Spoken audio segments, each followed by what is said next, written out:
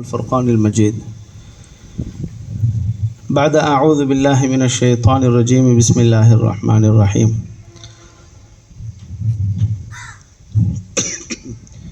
إن الله لا يغير ما بقوم حتى يغيروا ما بأنفسهم إلى آخر الآية. صدق الله مولانا العلي العظيم. وقال نبينا صلى الله عليه وسلم: المسلم من سلم المسلمون من لسانه ويده، أو كما قال نبينا صلى الله عليه وسلم. எல்லா புகழும் அல்லாஹ் ஒருவனுக்கே உரித்தாகட்டும். அல்ஹம்துலில்லாஹ். ஸலவாத்தும் சலாமும் பெருமானார் முஹம்மது முஸ்தபா ஸல்லல்லாஹு அலைஹி வஸல்லம் அன்னார்கள் மீதும் நம் அனைவர்கள் மீதும் குறிப்பாக இந்த ஊர் மக்கள் அனைவர்கள் மீதும் உண்டாவதாக. சங்கை பொருந்திய அல்லாஹ்வின் நல்லடியார்களே, தாய்மார்களே, சகோதரர்களே, அல்லாஹ் சுப்ஹானஹு தஆலா நமக்கு நிறைய அவகாசங்கள், வாய்ப்புகள் ரப்பல் ஆலமீன் வழங்கி கொண்டே இருக்கிறான். எதுக்காக என்று சொன்னால், நாம் செய்யக்கூடிய சில தவறுகள், நாம் செய்யக்கூடிய சில பாவங்கள், நம்மளை அறியாமல் நடக்கக்கூடிய இந்த சில நிகழ்வுகள், இதை விட்டு நாம் நல்ல நிலைமைக்கு வரணுங்கிறதுக்காக, சீர்திருத்தத்திற்காக அல்லாஹ் சுப்ஹானஹு தஆலா நிறைய அவகாசங்களை வழங்கி கொண்டிருக்கிறான். எனவே அந்த அவகாசங்களை யார் சரியான முறையில் அவர்கள் பயன்படுத்தி கொள்கிறாங்களோ உண்மையில் அவர்கள் தான் வெற்றியாளர்கள். அதைத்தான் அல்லாஹ் சுப்ஹானஹு தஆலா நான் சொன்ன இந்த குர்ஆனுடைய வசனத்தில், இன்னல்லாஹ லா யுகையிரு மா பிகௌமின் ஹத்தா யுகையிரு மா பிஅன்ஃபுஸிஹிம். அல்லாஹ் இந்த அளவுக்கு அவகாசங்கள் கொடுக்குறான் என்று சொன்னால், முதல்ல நம்ம உள்ளத்தில் வரணும். நாம் செஞ்சுக்கிட்டு இருக்கக்கூடியது தவறான செயல், நாம் பாவத்தில் இருக்கிறோம். அந்த பாவத்தை விட்டு முதல்ல நாம் மீளணும், நம்ம நல்ல வழிக்கு போகணுங்கிற எண்ணம் முதல்ல நம்ம மனசில் வரணும். அப்படி வராத பட்சத்தில் அல்லாஹ் நம்மை திருத்த மாட்டான். இன்னல்லாஹ லா யுகையிரு மா பிகௌமின் ஹத்தா யுகையிரு மா பிஅன்ஃபுஸிஹிம். முதல்ல என் மனசில் வரணும், நான் செய்கிறது தவறு, நான் திருந்தணும், பெரிய ஆளாகணுங்கிறது ரெண்டாவது பட்சம். உள்ளத்தில் அந்த பண்பு முதல்ல வந்தால்தான் அல்லாஹ் சுப்ஹானஹு தஆலா சீர்திருத்தத்திற்குரிய ஏற்பாடுகள் ரப்பல் ஆலமீன் செஞ்சு கொடுப்பான். அதற்குரிய ஏற்பாடுகள் தான் இந்த மாதிரி அமர்வுகள் அல்லாஹ் ரப்பல் ஆலமீன் நமக்கு ஏற்பாடு செஞ்சு கொடுக்கிறது. மேலான தாய்மார்களே, சகோதரர்களே, அல்லாஹ்வின் நல்லடியார்களே, ரப்பல் ஆலமீன் நமக்கு நிறைய அவகாசங்கள் கொடுத்திருக்கிறான். எனவே மௌத்து வரைக்கும் அந்த அவகாசங்கள் அல்லாஹ் தஆலா கொடுத்து கொண்டே இருப்பான். அந்த அவகாசங்களில் நாம் எதில் சரியான முறையில் அல்லாஹுடைய கயிற்றை சரியான முறையில் பற்றி பிடிக்கிறோமோ அந்த வழியின் மூலமாக அல்லாஹ் சுப்ஹானஹு தஆலா சுவனத்தை தந்துடுவான். அதற்குரிய நிறைய வழிகளில் ஒரு வழி தான் இந்த மாதிரி ப்ரோக்ராம் நடத்துறது ஸ்கூலில். ஆனால் சங்கைக்குரிய தாய்மார்களே, சகோதரர்களே, சென்ற கூட்டத்துக்கு கூட நான் வந்திருந்தேன். அதில் சாதாரணமாக பரிசளிப்பு விழாங்கிற ஒரு நிகழ்ச்சி நம்ம நடத்தினோம் இல்லையா? அதுக்கு சேரே பத்தாமல் இருந்துச்சு, இடமே பத்தாமல் இருந்துச்சு. அவ்வளோ மக்கள் வந்திருந்தாங்க, பேரண்ட்ஸ் அவ்வளோ பேர் வந்திருந்தாங்க. இன்றைக்கி என்ன அவங்க காதில் என்ன போய் விழுந்துச்சுன்னு தெரியல. அல்லாஹ் கிருபையினால் பேச வந்திருக்கக்கூடிய ஹசரத் வந்து ரொம்ப பிரபலமான ஹசரத். யூடியூப் சேனல்கள் எல்லாம் அதிகமாக சில முக்கியமான விஷயங்கள் செய்திகள் எல்லாம் சொல்லக்கூடிய இமாம். அவர்களுடைய பல பயான்களை நாம் கேட்டிருக்கிறோம். உண்மையில் தம்பி லாஃபிர் அவர்கள் ஒரு 4 நாளைக்கு முன்னாடி இந்த செய்திகளை சொல்கிறப்ப ஹசரத்தோட ஃபோட்டோவோடு எனக்கு வாட்ஸ்அப்பில் வந்துச்சு. உண்மையில் ஆச்சரியமாக இருந்துச்சு, ஹசரத் வர்றாங்களா அப்படின்ட்டு. எதுக்காக சொல்கிறேன்னா, இப்போ தான் நம்ம சந்திச்சுக்கிறோம். என்றாலும் அதிகமான பிஸியாக இருக்கக்கூடியவங்க நம்ம ஊருக்கு வர்றாங்கிறது நம்மளுக்கு ஒரு பெரிய பெருமை. ஆனால் சங்கைக்குரிய தாய்மார்களே, சகோதரர்களே, அதற்கு ஏற்றாற் போல் எங்களுடைய மக்களுடைய தொகை இருந்துச்சுன்னு சொன்னால் அந்த பயானில் ரொம்ப பிரயோஜனமாக இருந்திருக்கும். அல்லாஹ் சுப்ஹானஹு தஆலா இதைத்தான் நான் சொல்கிறேன். நிறைய அவகாசங்கள் அல்லாஹ் தஆலா கொடுக்குறான். ஹிதாயத்துடைய பல வழிகள் அல்லாஹ் சுப்ஹானஹு தஆலா திறந்து வச்சிருக்கிறான். இன்றைக்கி நாம் யார் அந்த ஹிதாயத்துடைய வழியில் அந்த கதவு கிட்ட போய் நிற்கிறோங்கிறது அல்லாஹ் தஆலா எதிர்பார்க்குறான். இன்றைக்கி நாம் போகல, அல்லாஹ் கதவை திறக்க மாட்டான். மேலானவர்களே, எல்லா விஷயத்துக்கும் முன்னுரிமையாக இருக்கக்கூடிய நாம் இந்த மாதிரி சில முக்கியமான நிகழ்வுகளுக்கு முன்கூட்டியே வந்திருக்கிறதுங்கிறது அதுதான் ஹிதாயத்துடைய வழி. சங்கை மிகுந்தவர்களே, இதுக்கு பிறகு நபி வரப்போவது கிடையாது, ரசூல் வரப்போகிறது கிடையாது, குர்ஆன் இனிமேல் கிடையாது. இருக்கக்கூடிய குர்ஆன் தான் நம்முடைய இமாம். அருமையானவர்களே, இது போன்ற இமாம்கள் நமக்கு வந்து ஒரு உபதேசம் செய்கிறதுங்கிறது மிகப்பெரியது ஒரு பெருமை. நான் ரொம்ப அதிகப்படியாக பேசலை, இருந்தாலும் ஹசரத் அவர்களுடைய நிலைமைகளை பார்த்துட்டு நான் உங்களுக்கு சொல்கிறேன். சங்கமிகுந்த சகோதரர்களே, தாய்மார்களே, அல்லாஹ்வுக்கு சுப்ஹானஹு வ தஆலா நமக்கு நிறைய அவகாசங்கள் இந்த கொடுத்திருக்கக்கூடிய சந்தர்ப்பம் என்ன காரணம் என்று சொன்னால், இஸ்லாத்தில் எங்களுடைய பயணம் சரியான முறையில் இருக்க வேண்டும். நாம் ஒவ்வொரு தொழுகையிலையும் சுன்னத்தாக இருக்கட்டும், நஃபிலாக இருக்கட்டும், ஃபரலாக இருக்கட்டும், எல்லா தொழுகையிலையும் நாம் ஓதக்கூடிய ஒரே ஒரு வார்த்தை அல்ஹம்து சூராவில் இஹ்தினஸ் ஸிராத்தல் முஸ்தகீம், யா அல்லாஹ் நேரான வழியை காட்டுவாயாக. நான் இப்போ ஃபரலான தொழுகையை முடிச்சிருக்கிறேன், இதே அல்ஹம்து சூராவை தான் ஓதிருக்கிறேன். அந்த ஃபரலான தொழுகைக்கு முன்னாடி 2 ரக்காத் நஃபில் தொழுதிருக்கேன், சுன்னத்து தொழுதிருக்கிறேன். அந்த சுன்னத்தான தொழுகையிலும் இதே அல்ஹம்து சூராவை தான் ஓதிருக்கிறேன். சங்கை மிகுந்த தாய்மார்களே, அந்த சுன்னத்தை நான் ஓதிருக்கிறேன், ஃபரதா தொழுதிருக்கிறேன், அதே இஹ்தினஸ் ஸிராத்தல் முஸ்தகீம் அல்லாஹ்விடத்தில் கேட்டுட்டு இருக்கிறேன்.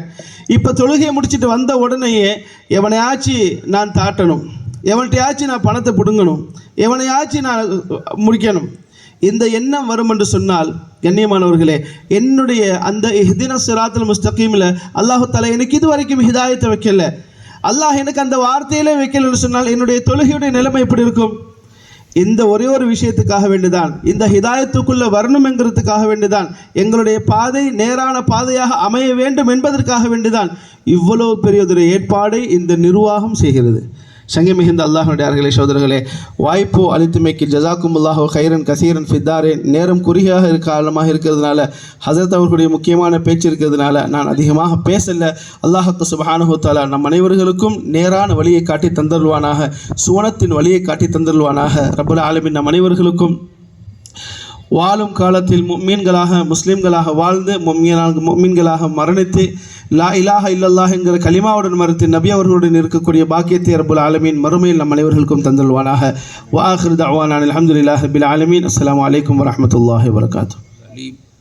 وقال رسول الله صلى الله عليه وسلم إنما الأعمال بالنيات وإنما لكل امرئ ما نوى. புகழ் அனைத்தும் ஏக இறைவன் அல்லாஹ் ஒருவனுக்கே உரித்தாகட்டும். சாந்தியும் சமாதானமும் உலகத்தில் உள்ள அனைத்து மக்களின் மீதும் உண்டாகட்டும். ஆமீன். மாஷா அல்லாஹ், உங்களை சந்தித்ததில் பெரிய சந்தோஷம். மாஷா அல்லாஹ், இந்த பள்ளிக்கூடம் ஒரு சிறந்த முறையில் வளர்ச்சி அடையணும் அப்படிங்கிறத வாழ்த்துக்களையும் என்னுடைய துவாக்களையும் நான் செய்து கொள்கிறேன். ஒரு சமுதாயத்தினுடைய வளர்ச்சியில் மிக முக்கியமான ஒரு பகுதி அப்படிங்கிறது இந்த குழந்தை வளர்ப்பு தான்.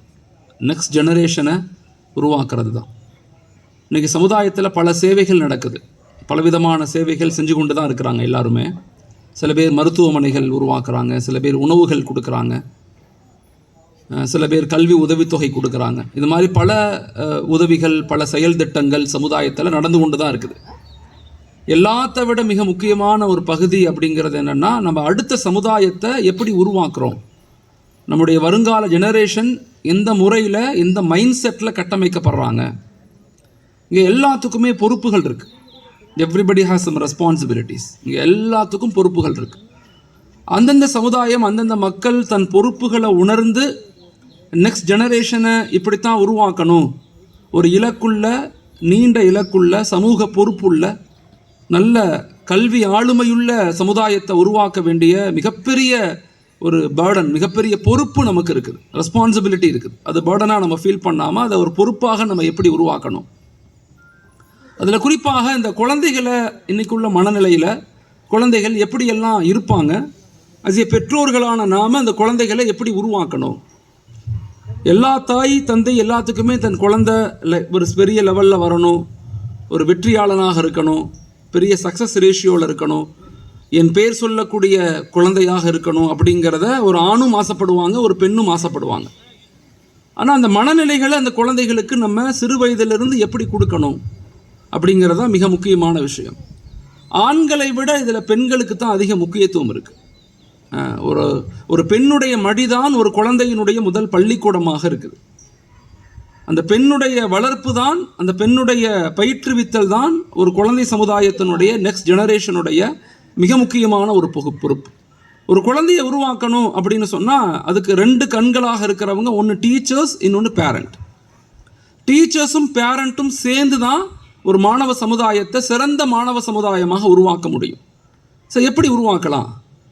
உருவாக்குறதுக்கு முன்பதாக என்ன ப்ராப்ளம்ஸை இந்த குழந்தைங்க சந்திக்கிறாங்க, ஆய்வுகள் என்ன சொல்லுதுன்னா, அடுத்த 20 வருஷம் அல்லது அடுத்த 10 வருஷம் 20 வருஷத்துக்குள்ள குழந்தைகளுடைய மனநிலைகள், அவர்களுடைய நிலைகள், சுச்சுவேஷன்ஸ் எல்லாம் எப்படி இருக்கும் அப்படின்னா, 4 விதமான ப்ராப்ளத்தை அந்த குழந்தைகள் சந்திக்கிறாங்க இன்னைக்கு சமுதாயத்தில்.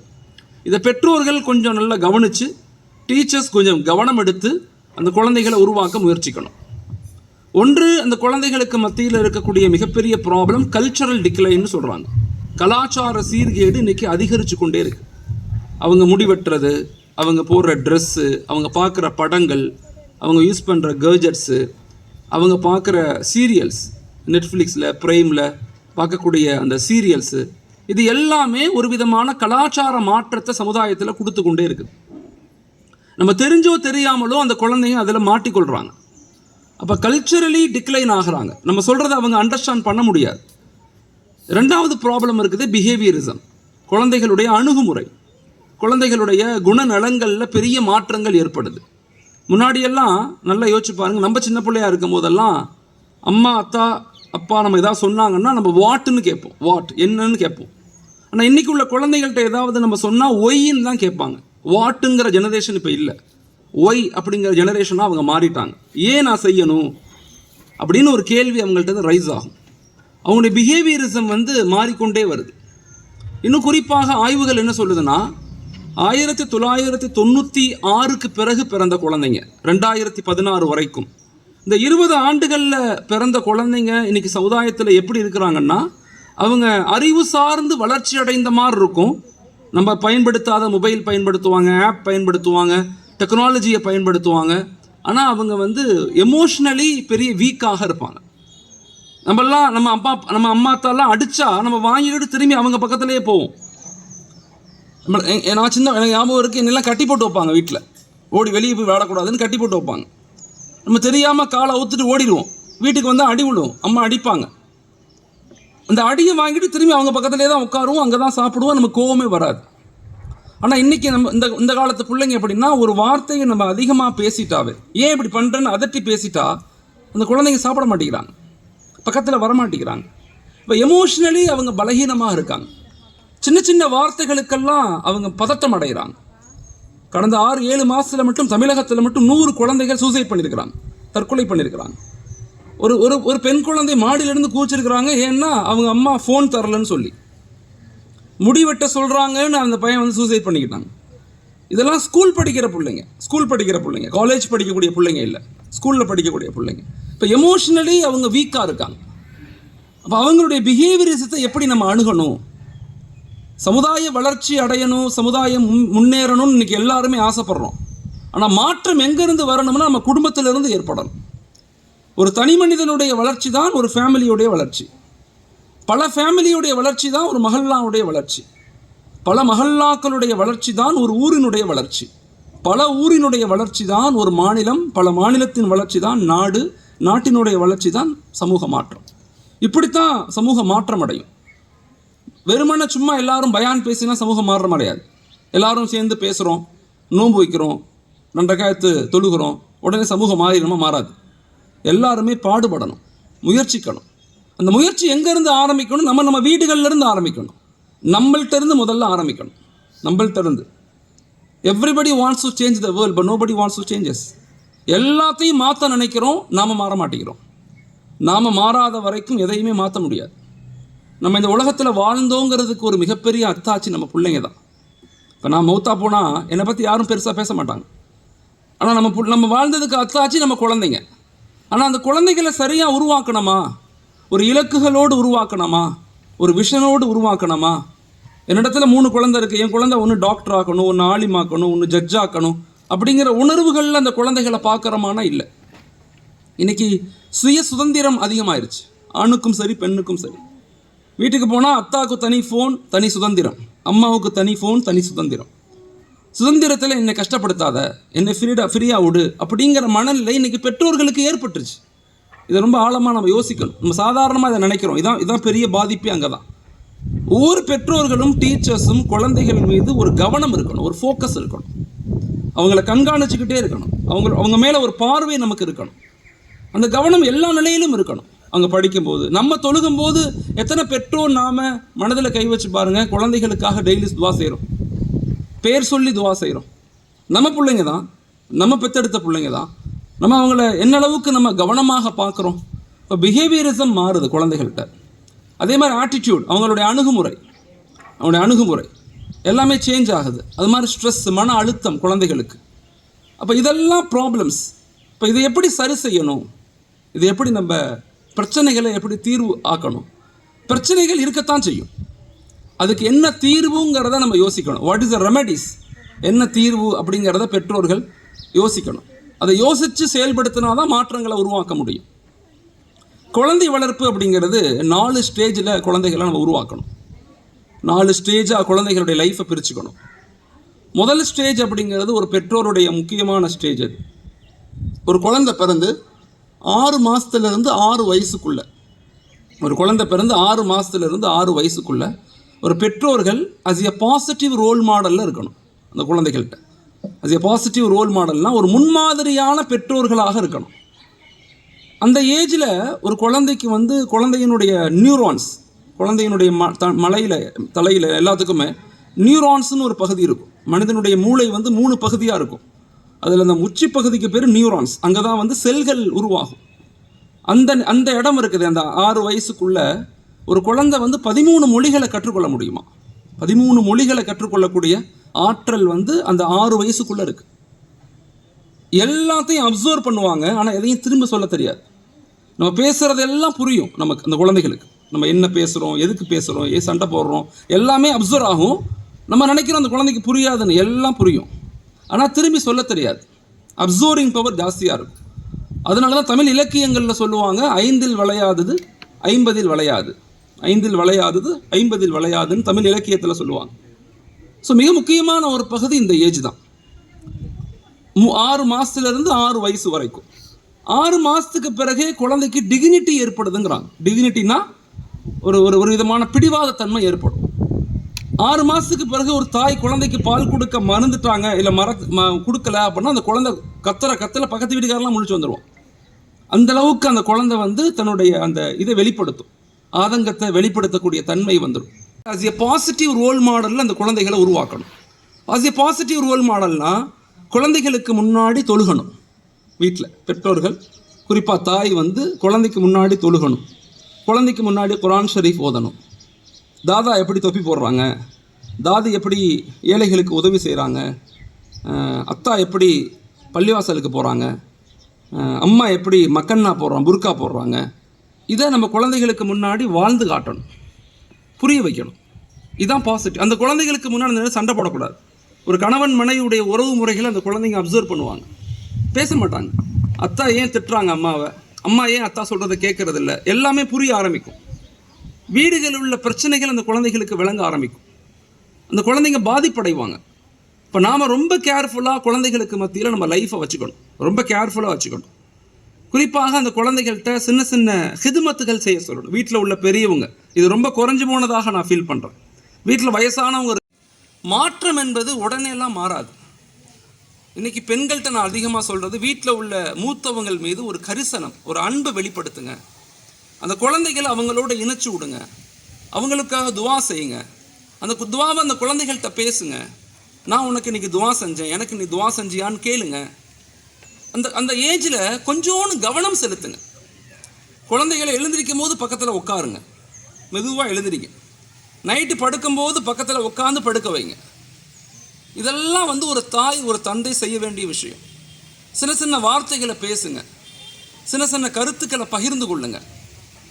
அந்த 6 வயசுக்குள்ளே ஒவ்வொரு பெற்றோர்களும் உறுதி கொள்ளணும், என்னுடைய குழந்தைய இன்ஷா அல்லாஹ் 6 வயதுக்குள்ளே குர்ஆனை பார்த்து முறைப்படி ஓதத் தெரிந்த குழந்தையாக உருவாக்குவேன் அப்படிங்கிற ஒரு மிகப்பெரிய ஒரு சபதத்தை நம்ம ஏற்கணும். குர்ஆன் என்பது நமக்கு கொடுக்கப்பட்ட மிகப்பெரிய முஅஜிஸா. ஆனால் இன்றைக்கி 3% மக்கள் தான் குர்ஆனை பார்த்து ஓத தெரியும். வாழ்க்கையை சந்தோஷங்கிறது வெறுமன பணக்காசுகள் மட்டுமல்ல. சந்தோஷங்கிறது நம்மையும் நம்முடைய குடும்பத்தையும் அல்லாஹோடு இணைப்பது தான் சந்தோஷம். நசீபுங்கிறதே என்னென்னா, அல்லாஹ் நசீபை கொடுக்குறான் அப்படின்னு சொன்னால் அது என்னென்னா, நசீபுங்கிறதே மனிதர்களை அல்லாஹோடு இணைக்கிறது தான். முசீபத்துனா என்னென்னா, அது ஆக்சிடென்ட் கிடையாது. முசீபத்துங்கிறது நோய் வந்துட்டா முசீபத் இல்லை. யாருக்கு இறைவனுடைய தொடர்பு கிடைக்கலையோ அதுதான் அவங்க வாழ்க்கையில் இருக்கக்கூடிய மிகப்பெரிய முசீபத். இன்னைக்கு பல குடும்பங்களில் டிஸ்பியூட், பிரச்சனை, சண்டை. எந்த குடும்பத்தில் தீன் இல்லையோ, எந்த குடும்பத்தில் அல்லாஹுடைய இணைப்பு இல்லையோ, நபியினுடைய வாழ்வியல் இல்லையோ, அந்த குடும்பத்தில் எவ்வளவு பணங்காசு இருந்தாலும், எவ்வளவு அறிவு சார்ந்த மக்களாக இருந்தாலும் அந்த குடும்பத்தில் ஒருபோதும் நிம்மதி ஏற்படாது. அதனால் தயவு செய்து தாய் தந்தைகளுக்கு நான் சொல்கிறேன், குறிப்பாக பெண்களுக்கு நான் சொல்கிறேன், உங்கள் குழந்தைகளை அல்லாஹோடு இணைங்க. அந்த குழந்தைகளை அல்லாஹோடு இணைங்க. எனக்கு நல்ல ஞாபகம் இருக்குது, எங்கள் அம்மாலாம் தஹஜ்ஜுத் தொழுதுட்டு என்னை எழுப்பி விட்டு பக்கத்தில் உட்கார வச்சு சொல்லிக் கொடுப்பாங்க. அல்ஹம்து சூரா சொல்லிக் கொடுப்பாங்க.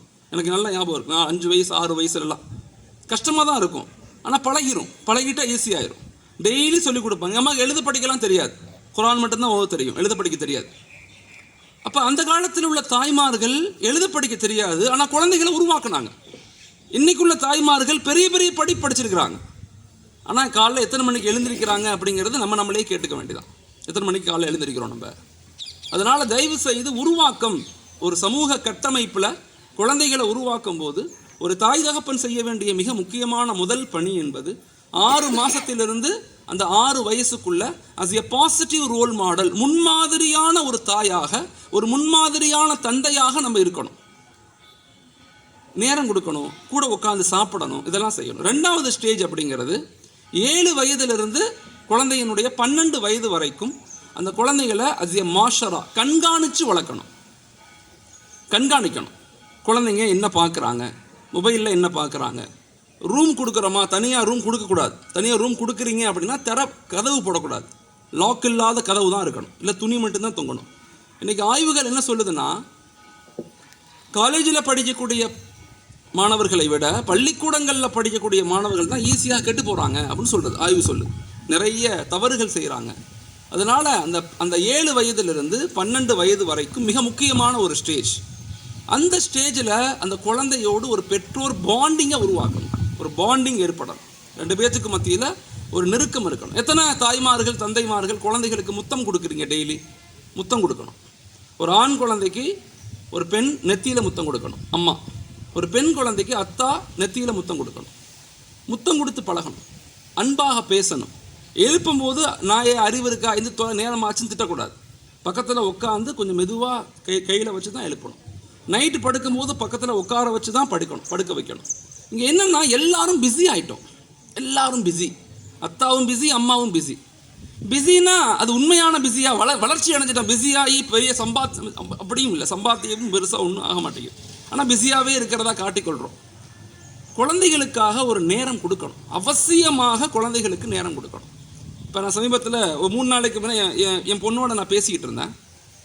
என் பொண்ணு என்கிட்ட கேட்குறாங்க, அதான் நீங்கள் முதல்ல மாதிரி என்னை வந்து குட் கேர்ள்னு சொல்ல மாட்டேங்கிறீங்க, குட்டுங்கிற வார்த்தையை எனக்கு பயன்படுத்த மாட்டேங்கிறீங்க. நான் என்ன செஞ்சுருக்கேன் பார்த்தீங்களா, எவ்வளோ ஹோம்ஒர்க் பார்த்தீங்களா, எவ்வளோ ஹோம்ஒர்க் எழுதியிருக்கிறேன், நான் எத்தனை போட்டியில் கலந்துருக்கிறேன், இல்லைப்பா எனக்கு எல்லாமே தெரியும், தெரிஞ்சாலும் நீங்கள் குட்டுன்னு சொல்லவே இல்லைன்ட்ட, வெரி குட் சொல்ல மாட்டேங்கிறீங்க, சொல்லுங்கள் அப்படின்னு கேட்குறாங்க. அப்ரிஷியேஷன். ஒரு குழந்தைகளுக்கு 4A ஃபார்முலான்னு சொல்லுவாங்க, அதுக்கு பேர் 4A. அந்த குழந்தைகள் மீது ஒரு அட்டென்ஷன் இருக்கணும். நம்ம அஃபெக்ஷனை வெளிப்படுத்தணும். Affection, okay, affection. அப்பப்போ வந்து அன்பை வெளிப்படுத்தணும். நான் உன்னை நேசிக்கிறேன், அல்லாஹ் நமக்கு எல்லாமே கொடுப்பான், நீ கவலைப்படாத, நல்லா படி. எல்லா நிலையிலையுமே அந்த குழந்தைகள் மீது ஒரு அன்பை வந்து அப்பப்போ வெளிப்படுத்தணும். அதே மாதிரி வந்து அப்ரிசியேஷன், பாராட்டணும். குழந்தைகள் அப்பப்போ என்ன செய்யணும், பாராட்டணும். அப்பப்போ குழந்தைகள் என்ன செய்யணும், பாராட்டணும். ரொம்ப நல்லா இருக்கும், உன் ட்ரெஸ் நல்லா இருக்குது. நேற்று நான் இங்கே வியாழக்கிழமை நான் ஒரு மீட்டிங் கிளம்பிக்கிட்டு இருக்கேன். என் மனைவி சொன்னாங்க, அப்பா இங்கே பாருங்கப்பா, இந்த என் 2வது பொண்ணு வந்து லைட்டாக உடம்பு சரியில்லைங்கிறா, ஸ்கூல் போக மாட்டேங்கிறா, நீ என்னென்னு கேளு அப்படின்னு சொல்கிறாங்க. என் ஒய்ஃப் என்கிட்ட இப்போ கேளுங்க, என்னென்னு கேளுங்கன்னு சொல்கிறாங்க. நான் போனேன், படுத்துருக்கா என் பொண்ணு படுத்துருக்காங்க. நான் பக்கத்தில் போயிட்டு மறுபடி ஸ்கூல் போகலையா இன்றைக்கின்னு கேட்டேன். நேற்று ஸ்கூல் போகல, உடம்பு சரியில்லை, இன்றைக்கி போகலையா, இல்லை எனக்கு மாதிரி வாயெல்லாம் வலிக்குது, தொண்டையெல்லாம் வலிக்குதுங்கிறாங்க என் பொண்ணு. அப்படியா, நல்லா யோசிச்சுக்க, நீ இங்கேருந்து என்ன செய்வ, உன் தம்பியோட விளாண்டுக்கிட்டே இருப்ப, நேரம் வேஸ்ட் ஆகும், காலம் வேஸ்ட் ஆகும். யோசிச்சு முடிவு செய். நீ போனால் ஸ்கூலில் போனால் நிறையா லேர்ன் பண்ண முடியும், கற்றுக்கலாம் நிறையா. நீ உன் நேரத்தை வேஸ்ட் பண்ணக்கூடாது. அவள் 4th தான் படிக்கிறாங்க, 4th படிக்கிறாங்க. நான் இவ்வளவும் சொல்கிறேன், நான் நினச்சிக்கிட்டே அவளுக்கு புரியாதுன்னு சொல்லிட்டு நான் போயிட்டேன். நீ உன் இஷ்டம் தான், ஸ்கூல் போகிறதுனா போகலாம், இல்லை உடம்பு சரியில்லை ரெஸ்ட் எடு அப்படின்னு சொல்லிட்டு போயிட்டேன். வீட்டுக்கு வரேன், ஸ்கூல் போயிட்டாங்க. ஸ்கூல் போயிட்டு என்கிட்ட சொன்னாங்க, நான் ஸ்கூல் போயிட்டேன்னு சொன்னாங்க. அப்படியே நான் ஹக் பண்ணேன், என் பிள்ளைய நான் ஹக் பண்ணிவிட்டு வெரி குட், இல்லை எனக்கு நீங்கள் சொன்னது புரிஞ்சுங்கிறா. 4th year படிக்கக்கூடிய என் குழந்தை என்கிட்ட சொல்கிறா, நீங்கள் சொன்னது காலைல எனக்கு பண்ண அட்வைஸ் எனக்கு பிடிச்சிருந்துச்சு, என்னை திட்டலை, என் மேலே கோச்சிக்கலை, என்னை அதட்டலை, இவ்வளவும் சொல்கிறா. 4வது படிக்கக்கூடிய ஒரு பெண் குழந்தை என்கிட்ட பேசக்கூடிய முறை எனக்கு ஆச்சரியமாக இருந்துச்சு. என்னை திட்டலை, என் மேலே கோச்சிக்கலை, என்னை அதட்டலை, வந்தீங்க ஸ்கூல் போனால் நல்லா இருக்குன்னு சொன்னீங்க, நேரத்தை வேஸ்ட் பண்ணாதுன்னு சொன்னீங்க. நான் அப்புறம் யோசித்தேன், உண்மைதானே எனக்கு உணர்ந்தேன். நான் ட்ரெஸ் மாற்றி நான் ஸ்கூல் போயிட்டேன். இப்போ குழந்தைங்க வந்து அவங்கள்ட்ட உள்ள அண்டர்ஸ்டாண்டபிள், நம்ம இதை குழந்தைகள்கிட்ட பேசணும், ஒரு விதமான புரிதல் தன்மையை ஏற்படுத்தணும் குழந்தைகளுக்கு. புரிதல் தன்மை இது உடனேலாம் ஏற்படாது, கொஞ்சம் கொஞ்சமாக தான் நம்முடைய ஆட்டிடியூட், நம்முடைய பழக்க வழக்கம், நம்ம பேசக்கூடிய வார்த்தைகள், நம்ம அவங்கள ஹக் பண்ணுறது, நம்ம அவங்கள வந்து முத்தம் கொடுக்கறது, அவங்களுக்காக நான் துவா செய்கிறது, இது போன்ற சில விஷயங்களை ஒரு பெற்றோர்கள் இன்றைக்குள்ள மிக முக்கியமான ஒரு பகுதியாக நான் ஃபீல் பண்ணுறது. சமுதாய சேவைகள்லேயே நான் ரொம்ப முக்கியமாக நான் கருதக்கூடிய ஒரு விஷயம் என்னென்னா குழந்தை வளர்ப்பு தான். பெற்றோர்கள் என்னதான் சமுதாயம் பின்னடைஞ்சிருச்சு, கல்வியில் பின்தங்கிட்டோம், பொருளாதாரத்தில் பின்தங்கிட்டோம், சமூக நிலையில் பின்தங்கிட்டோம், இது எல்லாத்துக்கும் தீர்வு என்ன? நெக்ஸ்ட் ஜெனரேஷனை வலுவாக நீண்ட இலக்குள்ள, சமூக பொறுப்புள்ள, பாசிட்டிவ் எனர்ஜியுள்ள, ஒரு வலிமையான கல்வியுள்ள சமூகத்தை உருவாக்காத வரைக்கும் இந்த சமூகம் எத்தனை மீட்டிங் பேசி எவ்வளவு போராட்டம் நடத்தினாலும் ஒன்றும் நடக்க போகிறதில்லை. Next generation, we have to more focus on next generation. வருங்கால சந்ததிகள் மீது கவனம் செலுத்தணும், வருங்கால சமுதாயத்தின் மீது கவனம் செலுத்தணும். இப்போ அதனால் தயவு செய்து நான் சொல்கிறேன், 7 வயதிலிருந்து 12 வயதுக்குள்ள டீச்சர்ஸாக இருக்கட்டும், பேரண்ட்டாக இருக்கட்டும், கொஞ்சம் ஒரு பாண்டிங்கை ஏற்படுத்துங்க. சேர்ந்து உட்காந்து சாப்பிடுங்க, ஒரு நாளைக்கு ஒரு வேளையாவது சேர்ந்து உட்காந்து சாப்பிடுங்க.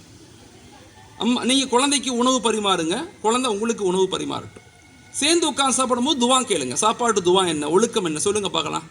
எதையுமே ஆர்டராக கேட்காதீங்க, ஆர்டராக சொல்லு அப்படின்னு சொல்லாதீங்க. சொன்னால் நல்லா இருக்கும், நீ சொல்கிறியா, நீ என்ன நினைக்கிற சொல்கிறியா, இப்படி ஒரு கொஷின்ஸை ரைஸ் பண்ணுங்க. அழகழகாக அவங்களுக்கு புரிய வைங்க. நம்மளை விட நல்ல மக்கள் நம்முடைய குழந்தைகள், நிச்சயமான நம்மளை விட அறிவாளிகள், நம்மளை விட சிறந்த மக்கள் அவங்க. ஆனால் நாம் அதை அப்படி அணுகிறோமா? வீட்டில் எப்படி சாப்பிட்றோம்? எல்லோரும் மனதில் கை வச்சு பாருங்கள். டிவி ஓடிக்கிட்டு இருக்கோம், ஒரு குழந்தை தோசை வாங்கி சோஃபா மேலே ஏறி உட்காந்துருக்கும், இன்னொரு குழந்தை அத்தா வந்து இந்த ஓரத்தில் எப்படி சாப்பிட்டுக்கிட்டு இருப்பார், அம்மா வந்து ரொட்டி தோசை சுட்டு சோத்து இப்படி வச்சுக்கிட்டே போகும். நம்ம வீடுகளில் இப்படி தான் அநேக வீடுகளில் நடக்குது. அந்த சுண்ணத்தான முறையில் உட்காந்து ஒரு சுப்ரா விரிச்சு, பெரிய பரக்கத்து இருக்குது, பெரிய ரிஸ்க் இருக்குது. அல்லாஹ் வந்து ரிஸ்க்கை கொட்டி கொட்டி கொடுக்குறான். யார் வந்து உணவுகளை சுண்ணத்தான முறையில் சாப்பிட்றாங்களோ அவங்களுக்கு அல்லாஹ் என் வாழ்க்கையில் உணர்ந்து நான் சொல்கிறேன், ரிஸ்க்கை கொட்டி கொட்டி கொடுக்குறான். ஆனால் நாம் அப்படி சாப்பிட்றோமா? எந்த விதமான சுண்ணத்தான வாழ்வியல் முறையும் நம்ம கடைபிடிக்கிறது இல்லை. கடைபிடிச்சா அல்ஹம்துலில்லாஹ். அப்போ நம்முடைய உணவு முறைகளில் அழகாக சுஃப்ரா விரித்து எல்லாரும் உட்காந்து அவங்களுக்கு இவங்க பரிமாறுறது, அவங்க இவங்களுக்கு பரிமாறுறது, நீ சாப்பிடு நான் சாப்பிடு, துவா ஓத சொல்லி அல்லாஹ்வுக்கு ஷுக்குர் செய்யணும். நான் என் குழந்தைகளுக்கு சொல்லிக் கொடுப்பேன், இந்த அரிசியெல்லாம் எப்படி வந்துச்சு, யார் கொடுத்தா, இது எப்படி கல்டிவேட் பண்ணாங்க, இதெல்லாம் டெய்லி சொல்லணும்னு அவசியம் இல்லை. வாரத்துக்கு ஒரு நாள் பேசும்போது சொல்லுங்கள், மனதில் படுற மாதிரி சொல்லுங்கள்.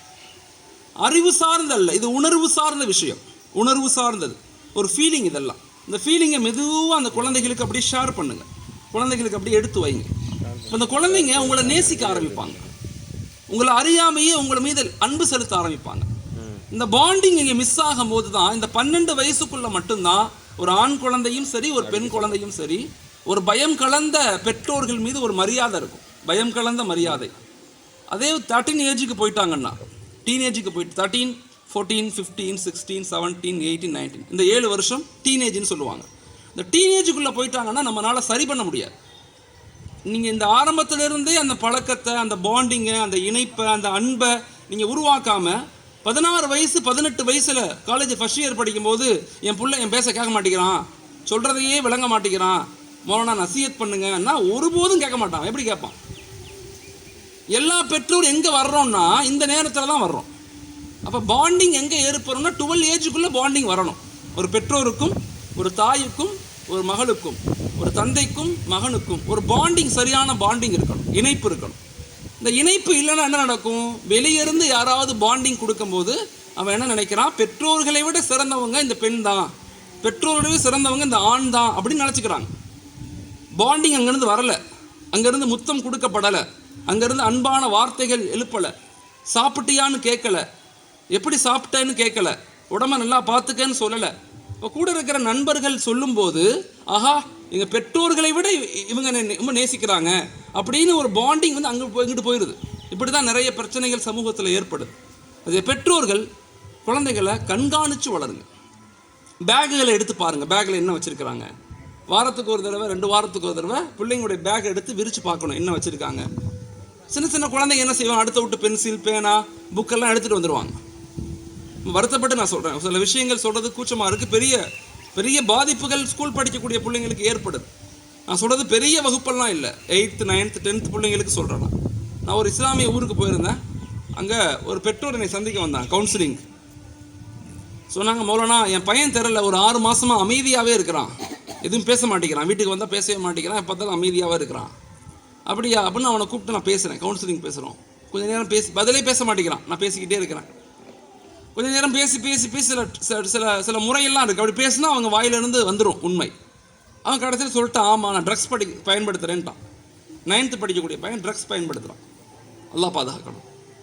அப்போ நான் அந்த பையனை கூப்பிட்டு எப்படி நீ பயன்படுத்துகிற என்ன இது நிஜமாக நடந்தது ஒரு ஊரில், இஸ்லாமிய ஊரில், மிக முக்கியமான ஒரு ஊரில். அப்போ அந்த பையன்கிட்ட கேட்டேன். அந்த பையன் வந்து ஃபஸ்ட்டு இல்லைன்னு சொன்னால் அதுக்கப்புறம் ஆமாம் என் பேக்கில் தான் இருக்குங்கிறான், என் பேக்கில் தான் அந்த ட்ரக்ஸுனுடைய இது இருக்குதுங்கிறான். இப்போ எடுத்துகிட்டு வாங்குறேன். இப்போ எடுத்துகிட்டு வரான். எடுத்துகிட்டு வந்தால் அவன் ஜாமெண்ட்ரி பாக்ஸில் ஒரு பேனா மாதிரி வச்சுருக்கான், ஒரு பேனா. அந்த பேனா இது என்கிட்ட கொடுத்தோன்னு நான் கேட்டேன், இது என்ன இப்படி பேனா மாதிரி இருக்கே என்னன்னு கேட்டேன். இதுதான் நான் பயன்படுத்துகிறேங்கிறான். எனக்கு ஆச்சரியமாக இருந்துச்சு. ஒரு 9th படிக்கக்கூடிய மாணவன்கிட்ட என்ன இருக்குது, எனக்கு புரியலை இது எப்படி பயன்படுத்துவேன்னா. அவன் என்ன செய்கிறான், இப்படி ஆட்டிட்டு கையில் குத்திக்கிறான், குத்திட்டு மேலே அப்படி அமுக்குறான், ஊசி மாதிரி சிரஞ்சி மாதிரி, அப்படியே அதில் அந்த ட்ரக்ஸ் வந்து ஏறுது. இதை போட்டோன்னே நான் அமைதியாகிடுவேன், நான் அப்படியே வானத்தில் பறக்கிற மாதிரி ஒரு ஃபீலிங் ஆகும். நான் கடந்த 6-7 மாதமாக நான் கற்றுக்கிட்டேன். இது என்னால் விட முடியலைங்கிறான். தப்பு தான் எனக்கு தெரியும், தப்பு தான் என்னால் விட முடியலை. இது அவங்க அப்பா பார்த்துட்டு தேம்பி தேம்பி அழுகிறார். பெரிய செல்வந்தர் அவர், அழுகிறார், தேம்பி தேம்பி அழுகிறார்.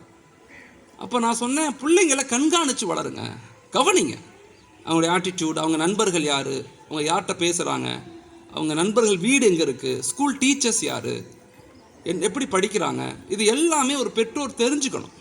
ஒன்று அத்தா தெரிஞ்சுக்கணும், இல்லை அம்மா, யாராவது ஒருத்தவங்களாவது முழுமையாக தெரிஞ்சுக்கணும் என்ன பண்ணுறாங்க, யார் நண்பர்கள் யார். சின்ன சின்ன பிள்ளைங்க இன்றைக்கி பெண் குழந்தைகளை சொல்கிறேன், பெண் குழந்தைகள் இந்த பிடிஎஸ்ன்னு சொல்லி ஒரு வீடியோ இருக்குது, பிடிஎஸ் கொரியன்ஸ் உடைய ஒரு ஆல்பம்ஸ். அது இன்றைக்கி உள்ள சென்னையிலலாம் பைத்தியக்கார மாதிரி ஆகிட்டாங்க பெண் குழந்தைகள், பைத்தியக்காரி மாதிரி. நான் சொல்கிறது ரொம்ப வகுப்பு இல்லை, 8வது 10வது 9வது 10வது 11வது பிள்ளைங்க, ஸ்கூல் படிக்கிற பிள்ளைங்க. சமீபத்தில் ஒரு கரூர்லேருந்து ஒரு குழந்தை வீட்டிலேருந்து பணத்தெல்லாம் எடுத்துக்கிட்டு நேராக எங்கள் ட்ரெயின் ஏறி போயிடுச்சு, எங்கே கொரியா போகிறதுக்கு, தென்கொரியா போகிறதுக்கு. நான் அந்த பிடிஎஸோடைய ஆல்பத்தை பார்க்க போகிறேன் அவங்களெலாம். ஸோ இன்றைக்கி வந்து டெக்னாலஜி மிக மோசமாக போயிடுச்சு.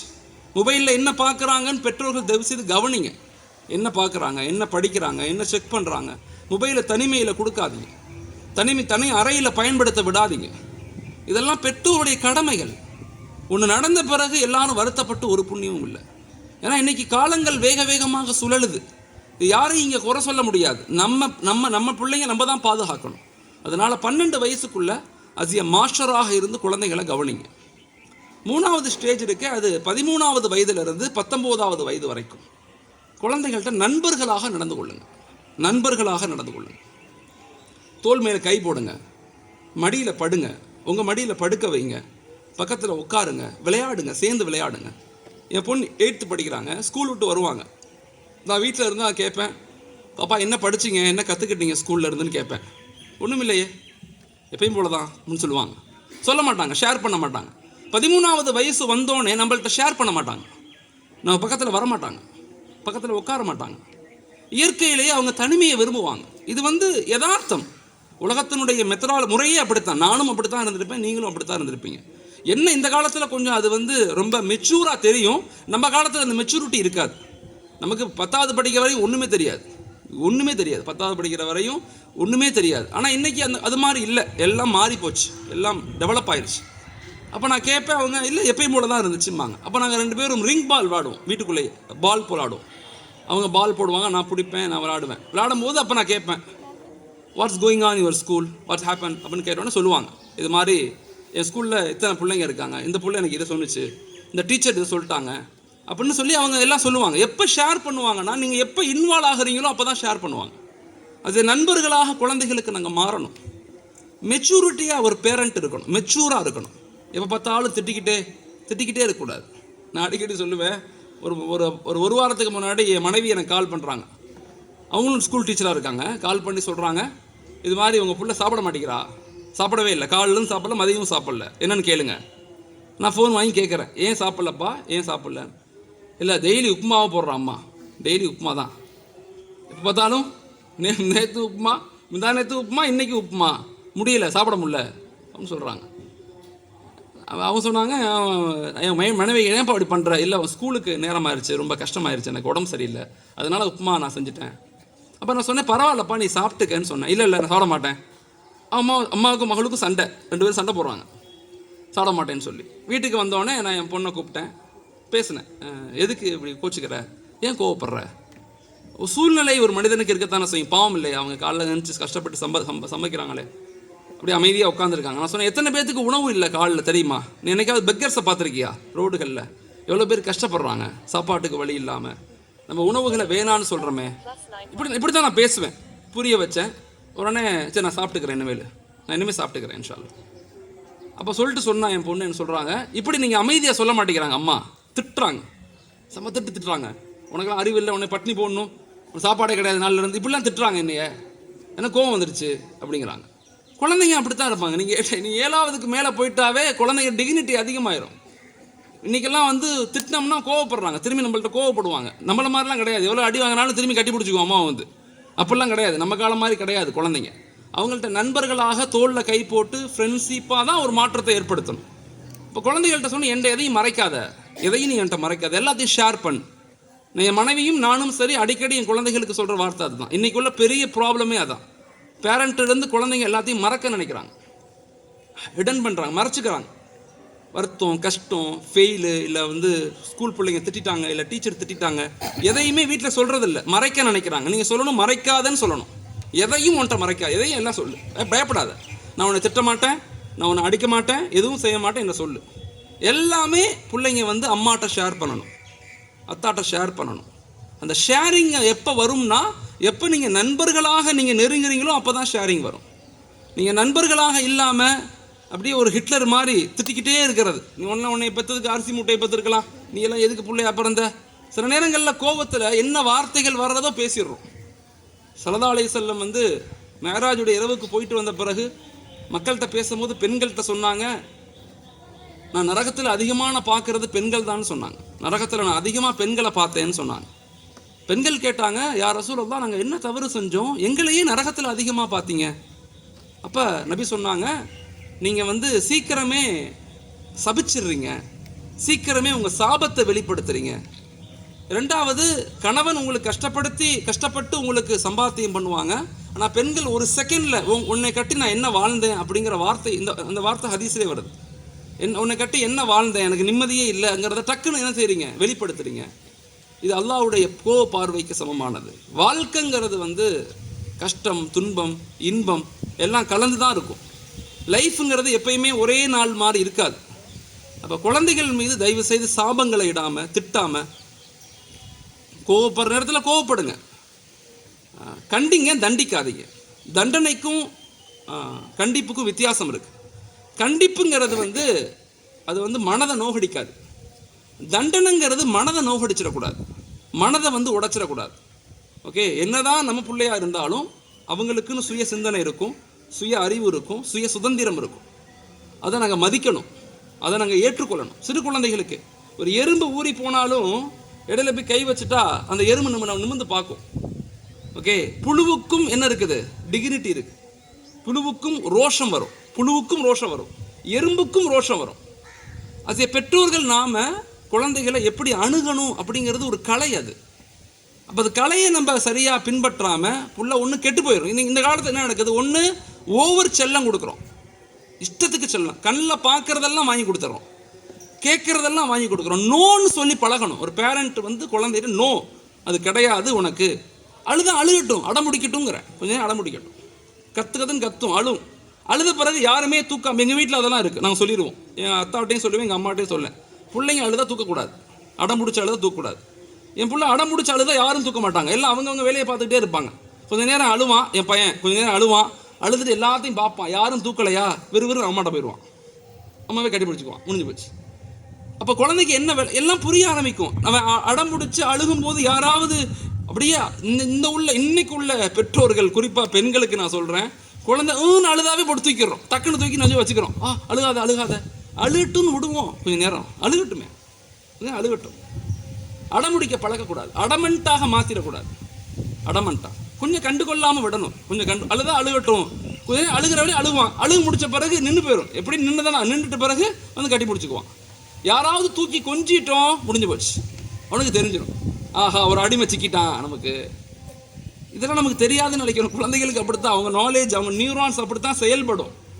தூக்கி ஏன் அழுகுற, ஏன்பா எல்லாம் திட்டுறீங்க, திட்டக்கூடாது, உங்களுக்கு என்ன வேணும், நான் கூட்டி போகிறேன், கடையில் வாங்கி கொடுத்துறது, போய் முடிஞ்சு போச்சு. அந்த குழந்தை முடிவு பண்ணிடும், ஆஹா நமக்கு ஒரு அடிமை சிக்கிட்டான், இன்னுமேல் நம்ம அழுதா வந்து தூக்கிடுவாங்க. அப்போ எல்லா நிலையிலையுமே அந்த குழந்தைகளுடைய மனநிலையை நம்ம விளங்கி தான் லைஃப்பில் வாழணும். 4வதாக குழந்தைகளுடைய 19வது 20வது வயதிலிருந்து 25வது 26வது வயது வரைக்கும் நல்ல அட்வைசராக இருக்கணும். ஒரு ஏஜ் ஆயிடுச்சுன்னா குழந்தைகளுக்கு நல்ல அட்வைஸ் பண்ணணும், அழகழகான சின்ன அட்வைஸ். அது வந்து வெறுக்கிற மாதிரி கஷ்டப்படுத்துகிற மாதிரி இல்லாமல் ஜஸ்ட் ஒரு அப்படியே உணர்வு ரீதியாக, நல்லா பார்த்துக்க தம்பி, நல்லா பிஸ்னஸ் பண்ணு, நல்லா டெவலப் பண்ணு, கவலைப்படாத, அத்தா இருக்கேன், அத்தா துவா செய்கிறவனுக்காக, இப்படி தான் இருக்கணும். உன்னையெல்லாம் பெற்று இன்னும் ஒரு இலக்கமும் இல்லாமல் இப்படியெல்லாம் பேசிடக்கூடாது. 20-22 வயசு பையனை போய் ஒரு அத்தா வந்து உனக்கெல்லாம் அறிவு இருக்குதா, ஒரு விளக்கமும் இல்லை உன்னை பெற்று, அப்போல்லாம் 2-3 தடவை சொல்லிட்டான், வெக்ஸ் ஆயிடுவான், அதுக்கப்புறம் பக்கத்தில் வரமாட்டாங்க. இதெல்லாம் நமக்கு தெரியறது இல்லை. அதான் நம்ம இப்போ எங்கள் அத்தா என்ன சொல்லுவாங்க, எங்கள் அத்தாலாம் அவங்க அத்தா வந்தாருன்னா நிற்கவே மாட்டார், அங்கிட்டு போயிடுவார். அவர் அங்கே வராருன்னா இவர் அங்கே போயிருப்பார். அப்படித்தான் இருந்தாங்க எல்லாருமே, ஆணும் சரி பெண்ணும் சரி, அத்தா பக்கத்தில் உட்கார மாட்டாங்க. ஆனால் இன்னைக்கு இந்த காலம் அப்படி அல்ல, அத்தாவோட தோல் மேலே கை போடுறாங்க. அப்படித்தான் இருக்கணும், ஒவ்வொரு காலங்களும் மாறும். இந்த காலம் இருக்குதே ரொம்ப ஆப்ஷன் அதிகமாயிருச்சு, ஸ்ட்ரெஸ் அதிகம், மன அழுத்தம் அதிகம். இப்போ நமக்கு ஒரு பாண்டிங் வேணும், ஒரு இணைப்பு, ஒரு பலம் வேணும். ஒரு அத்தா வந்து அந்த குழந்தைகிட்ட அப்படியே இன்பமாக இருக்கணும், அம்மா வந்து எப்பயுமே சப்போர்ட்டிவாக இருக்கணும். சப்போர்ட்டிவ் எப்படின்னா அல்லாஹ்வோட இணைந்ததாக இருக்கணும், தீனோட இணைந்ததாக இருக்கணும். இப்படி ஒரு 4 ஸ்டேஜ் தான் குழந்தைகளுடைய முக்கியமான வளர்ப்புக்கு அடிப்படையான விஷயங்களாக இருக்குது. இதை மையப்படுத்தி தான் நம்முடைய லைஃப்பை, நம்முடைய வாழ்வியலை வச்சுக்கிட்டா ரொம்ப சந்தோஷமாக இருக்கும். குறிப்பாக நான் பெற்றோர்களுக்கு சொல்லிக்கொள்கிறேன், வாழ்க்கையில் 2 விஷயங்களை வாழ்க்கையில் கடைபிடிங்க. உங்கள் பிள்ளைங்க நல்லா இருக்கணும் அப்படின்னா, என் பிள்ளைங்க சமூகத்தினுடைய உயர்ந்த அந்தஸ்துக்கு வரணும் அப்படின்னா, பெற்றோர்களுடைய கடமைகள் என்ன? பிள்ளைகளை வளர்க்குறது ஒரு மிதம் இருக்குது, இன்னொன்று பெற்றோர்களுடைய கடமைகள். ஒன்று, நாம் நல்லவர்களாக முதல்ல இருக்கணும்.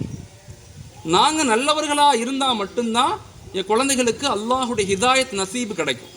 வலா தசிறு வாசிரத்தம் விசிற உஹ்ரா, யாரும் யாருடைய பாவத்தையும் சுமக்க முடியாது. எங்கள் அத்தா செய்த பாவம் எங்கள் அத்தாக்குரியது, நான் செய்த பாவம் எனக்குரியது, என் மனைவி செய்தது என் மனைவிக்குரியது. எல்லாம் அவங்கவங்க பாவத்தை தான் சுமக்க முடியும், யாரும் யாருடைய பாவத்தையும் சுமக்க முடியாது. ஆனால் பெற்றோர்கள் செய்த தவறான செயல்களுடைய விளைவுகள் குழந்தைகளை தாக்கிடும். இமாம்கள் சொல்லி கொடுக்குறாங்க, 3 தலைமுறைகள் அது பாதிக்கும். உதாரணத்துக்கு ஒரு குடும்பம் வட்டி வாங்குறாங்க, இன்ட்ரெஸ்ட் பேஸ்டு வட்டி கொடுக்குறாங்க, வட்டி வாங்குறாங்க. இமாம்கள் சொல்கிறாங்க, அந்த குடும்பத்திலிருந்து 3 தலைமுறைகளுக்குள்ள பிச்சைக்காரவங்க உருவாயிருவாங்கன்னு சொல்கிறாங்க. பிச்சை எடுக்கக்கூடியவங்க உருவாயிருவாங்க. ஒரு குழந்தை, ஒரு ஆணும் பெண்ணும், ஒரு தாய் தகப்பன் அடுத்த வீட்டு சொத்தை பிடுங்கிட்டாங்க. அடுத்த வீட்டு சொத்தை பிடுங்கி அபகரித்து இவங்களுக்குரியதாக நினச்சி வாழ்ந்து அதன் மூலமாக குழந்தைகளை வளர்க்குறாங்கன்னா அல்லாஹ் பாதுகாக்க அந்த குடும்பங்களில் கைகால்கள் இல்லை ஊனமாக இல்லை மென்டலி பாதிக்கப்பட்ட குழந்தைகள் பிறப்பாங்கன்னு சொல்லப்படுது. ரொம்ப கேர்ஃபுல். இதெல்லாம் வந்து கிதாபுகளில் இல்லை, ஆனால் இமாம்கள் நம்மளுக்கு சொல்லி கொடுக்குறாங்க. இதெல்லாம் வாழ்வியல் முறையில் சொல்லி கொடுக்குறாங்க. இப்போ ரொம்ப முக்கியமான விஷயம் என்னென்னா, அதிகம் பெற்றோர்கள் நாம் எந்த நிலையிலும் தவறுகள் செய்யக்கூடியவங்களாக, அடுத்தவங்களுடைய சொத்துக்களை, சுதந்திரங்களை, இல்லை அடுத்தவங்களுக்கு கேடு விளைவிக்கக்கூடிய வாழ்க்கையை நம்ம வாழ்ந்துடக்கூடாது. அது நம்மளை பாதிக்குதோ, நம்மளுடைய குழந்தைகளை பாதிக்கும். தண்டனை நமக்கு தான், என் குழந்தைக்கு தண்டனை கிடையாது. ஆனால் பாதிப்பு நான் இருக்கும்போதோ அல்லது நான் மூத்தானதுக்கு பிறகு அந்த குடும்பம், எத்தனையோ குடும்பங்கள் நான் கண்கூடாக நான் பார்த்துருக்கிறேன். பெரும் செல்வந்தர்கள் அவங்க வாழ்வியலில் ஒழுங்காக இல்லாததுனால அவங்க பிள்ளைங்கள்லாம் எனக்கு பிரியாணி கடை வச்சுருக்காங்க. பிரியாணி கடை, பெரும் பெரும் செல்வந்தர்களுடைய குழந்தைங்கள்லாம் பிரியாணி கடை, ஒரு பெரும் ரெடிமேட் பெரிய ஒரு சாம்ராஜ்யம் நடத்துவருடைய புள்ள ஒரு கடையில் போய் சாதாரண டீ மாஸ்டராக இருக்கார். அவ்வளோ பெரிய ஃபேமிலி. காரணம் என்ன? அவங்க பெற்றோர்கள் செய்த தவறுகள். அதனால் பெற்றோர்கள் நாங்கள் எந்த நிலையிலும் சின்ன சின்ன தவறுகள் வாழ்க்கையில் நிகழும், அதை அல்லாஹ்ட்ட தௌபா கேட்டு மீண்டணும். அல்லாஹ்ட்ட கேட்கணும், யா அல்லாஹ் என் பாவத்தின் காரணமாக, என்னுடைய பலகீனத்தின் காரணமாக என் குழந்தையை நீ ஒன்றும் செஞ்சிடாத. அல்லாஹ்ட்ட கேட்கணும். அல்லாஹ்வோட உறவுகளை சரியாக வச்சுக்கணும். ரெண்டாவது, குழந்தைகளுக்கு அகலாக்க சொல்லிக் கொடுங்க, வாழ்க்கையை சொல்லிக் கொடுங்க. 4 விஷயங்களை வாழ்க்கையில் பின்பற்றுங்க. ஒன்று, அன்பாக பேசுங்க. எந்த நிலையிலும் அதிகாரத்தை கொண்டு யார்ட்டையும் பேசாதீங்க. அன்பான வார்த்தைகளை பயன்படுத்துங்க, அன்பான விஷயங்களை எடுத்து வைங்க. அன்புதான் ஒரு மாற்றத்தை கொடுக்குமே தவிர அதிகாரமோ வெறுப்புணர்வோ அடுத்தவனுடைய குறைகளோ மாற்றத்தை கொடுக்காது. ரெண்டாவது, அக்செப்டன்ஸ், வாழ்க்கையை ஏற்றுக்கொள்ளுங்க. எல்லா வாழ்க்கையும் நம்ம நினைக்கிற மாதிரி இருக்காது. நம்முடைய வாழ்க்கைக்கு எது சிறந்ததோ அல்லாஹ் நமக்கு அதை கொடுத்துருப்பான். அதை அக்செப்ட் பண்ணுங்க, ஏற்றுக்கொள்ளுங்க. மூணாவது, உறவுகளோடு சேர்ந்து வாழுங்க. யாரையும் தண்டிக்க ஆசைப்படாதீங்க, மன்னிச்சிடுங்க. நான் குறிப்பாக பெண்களுக்கு சொல்கிறேன், உறவுகளோடு சேர்ந்து வாழுங்க, பெரியவங்களோடு சேர்ந்து வாழுங்க. அவங்கள்ட்ட பல குறைகள் இருக்கலாம், பல குற்றங்கள் இருக்கலாம், பல நொய்னு பேசலாம், வார்த்தைகள் தடினமான வார்த்தைகளாக இருக்கலாம். அவங்க வயசானவங்க, ஒரு ஏஜுக்கு வந்துட்டாங்க, அவங்கள மாற்ற முடியாது. ஆனால் சின்ன வயதுள்ள நம்ம என்ன செய்யணும், ரொம்ப கேர்ஃபுல்லாக அவங்கள அணுகுங்க. அவங்கள்ட்ட ரொம்ப பாசிட்டிவாக அணுகுங்க. அவங்க எத்தனை காலம் வாழ போகிறாங்கன்னு மனசு நினச்சிக்கங்க. அவங்கள்ட்ட போய் சண்டை போடாதீங்க, அவங்கள ஒதுக்காதீங்க, அவங்கள கைவிட்டுறாதீங்க. உறவுகள் ரொம்ப ரொம்ப இம்பார்ட்டன்ட் ஆனது. மன்னிச்சிடுங்க எல்லாத்தையும். 4வது மிக முக்கியமான விஷயம், உம்மத்துக்காக துவா செய்யுங்க. நம்முடைய வளர்ச்சியை மட்டுமே யோசிக்கக்கூடாது. நம்ம தெருவில், நம்ம உறவுகளில் எத்தனை பேர் வறுமை கோட்டுக்கு கீழே இருக்காங்க, சாப்பாட்டுக்கு வழி இல்லாமல் இருக்கிறாங்க, நம்ம பக்கத்து வீட்டுக்காரவங்க எத்தனை பேர் கஷ்டப்படுறாங்க, இதெல்லாம் கவனிக்கணும். வாழ்க்கையில் இதெல்லாம் கவனிக்கணும். இது மாதிரி நிகழ்வுகளை நம்ம செய்தோம்னா நம்ம குழந்தைகளுக்கு அல்லாஹ் ஹிதாயத்தை நசீபாக்குவோம். நம்ம குழந்தைகளுக்கு அல்லாஹ் பெரும் பாக்கியத்தை கொடுப்பான். நம்ம நினைக்கிறதை விட பெரும் பாக்கியத்தை கொடுப்பான். இந்த உலகத்துக்கே தைரியம் எடுத்துகிட்டு போகக்கூடிய மிகப்பெரிய ஒரு ஸ்காலரா, மிகப்பெரிய ஒரு கல்வியாளரா, மிகப்பெரிய டாக்டரா, இன்ஜினியரா, முஃப்தியா, ஆலிமா அவங்கள உருவாக்குவான். அது நமக்கு காலங்காலமாக பயன் தரக்கூடியதாக மாறும். எங்கள் அம்மா அடிக்கடி சொல்லுவாங்க, என் ஒரே பையன்தான், 8-9 வருஷம் கழிச்சு தான் நான் பிறந்தேன்னு சொல்லுவாங்க. அவங்க கேட்பாங்க, நான் என் பிள்ளைய, எனக்கு ஒரு பிள்ளை தான் அல்லாட்ட கேட்டேன், அல்லா ஒரு பிள்ளை தான் கொடுத்தான். அவர் அடிக்கடி சொல்லுவாங்க, நான் அல்லாட நிறைய துவா செஞ்சேன் உனக்காக சொல்லுவாங்க. அப்போ நமக்கு என்ன ஆகும்னா, தாய் மீது ஒரு இணைப்பு ஏற்படுது. ஒரு தாய் தன் பிள்ளைகள்கிட்ட சொல்லணும், நான் உனக்கு துவா செஞ்சேன். இப்போ இது மாதிரி வார்த்தைகள், இது மாதிரி சிந்தனைகள் பகிரும்போது தான் குடும்பமும் சரி, லைஃபும் சரி இன்பமானதாக, சந்தோஷமானதாக இருக்கும். வெறுமன சொத்து சேர்கிறது மட்டும் வாழ்க்கை இல்லை, உலகத்தை அனுபவிக்கிறது மட்டும் வாழ்க்கை இல்லை. வருங்கால சமுதாயத்தை சிறந்த சமுதாயமாக, ஆளுமையுள்ள சமுதாயமாக, இஸ்லாமிய சமூகம் எல்லாத்துலேயும் பின்தங்கிய சமூகமாக இருக்குது. கல்வியில், பொருளாதாரத்தில், சமூக நிலையில், எல்லாத்துலேயுமே. இப்போ இதை மீட்டெடுக்க வேண்டிய மிகப்பெரிய பொறுப்பு இங்கே எல்லாத்துக்கும் இருக்குது. குறிப்பாக பெண்கள், பெற்றோர்களுக்கு இருக்குது. அப்படிப்பட்ட ஒரு இலக்கோடு தான் இந்த ஸ்கூல் மாஷால்லா நடைபெற்று கொண்டு இருக்கு. சப்போர்ட்டிவாக இருங்க. இந்த ஸ்கூலுடைய வளர்ச்சிக்கு என்னெல்லாம் செய்யணும், பெற்றோர்களும் சேர்ந்து செயல்பட்டு இந்த மாதிரி பள்ளிக்கூடங்களை மாஷால்லா இன்னும் வலுப்படுத்தி, நான் மேனேஜ்மெண்ட்டை கூட சொல்லியிருக்கிறேன், மாஷால்லா அடுத்து ஒரு பெண்கள் கல்லூரி நீங்கள் உருவாக்கணும், பெண்களுக்காக ஒரு இன்ஸ்டியூஷன் உருவாக்குங்க, எக்ஸ்க்ளூசிவ்லி ஃபார் விமென்ஸுக்காக உருவாக்க முயற்சி செய்யுங்க. நியத் பண்ணுங்க. காசு இருக்குது, பணம் இருக்குது, யாரும் உதவி செய்யலை அப்படிலாம் யோசிக்காதீங்க. உங்கள் இலக்குகளை யோசிக்க ஆரம்பிங்க, திட்டங்களை பேச ஆரம்பிங்க, அதை பற்றி சிந்திக்க ஆரம்பிங்க. அல்லாஹ் வழிகளை திறந்து கொடுத்துருவான். எப்பயுமே பொருளாதாரத்தை கொண்டு மட்டும் எதையும் சாதிக்க முடியாது. எத்தனையோ பேர் கோடியாக வச்சுருக்கிறாங்க, அதை வேஸ்ட்டாக செலவு செய்கிறாங்க. எத்தனையோ பேர் கஷ்டப்பட்டு ஒரு பெரிய நிறுவனத்தை உருவாக்குறாங்க. அல்லாஹு தாலா யாருக்கு எண்ணங்கள் கரெக்டாக இருக்கோ, இன்டென்ஷன் கரெக்டாக இருக்கோ அவங்களுக்கு தானாக உதவி செய்வான். அதனால் நான் என்ன செய்யணும், இக்ரா என்ன செய்யணும், அடுத்து ஒரு பெண்கள் கல்லூரி காரைக்காலில் உருவாக்கணுங்கிற எண்ணத்தோடு இருங்க. நீங்கள் எண்ணத்தில் பயணிங்க. உங்கள் காலம் இருக்கலாம், இல்லை உங்கள் காலத்துக்கு அடுத்தாவது அழகான ஒரு பெண்கள், நாங்கள் தமிழகம் முழுக்க கிட்டத்தட்ட ஒரு 13-14 பெண்கள் இன்ஸ்டியூஷன் நடத்துகிறோம். ஒவ்வொரு இடத்துலையும் பெரிய பெரிய சிம்பிளாக ஆரம்பித்து பெருசாக வளர்ந்துட்டாங்க. அதுபோல் தான் இங்கேயும் சொல்கிறேன், மிகப்பெரிய தேவை இருக்குது. கிட்டத்தட்ட 18-20% முஸ்லீம்கள் இங்கே வசிக்கிறோம். 1.5 லட்சம் முஸ்லீம்கள் காரைக்காலில் இருக்கிறாங்க.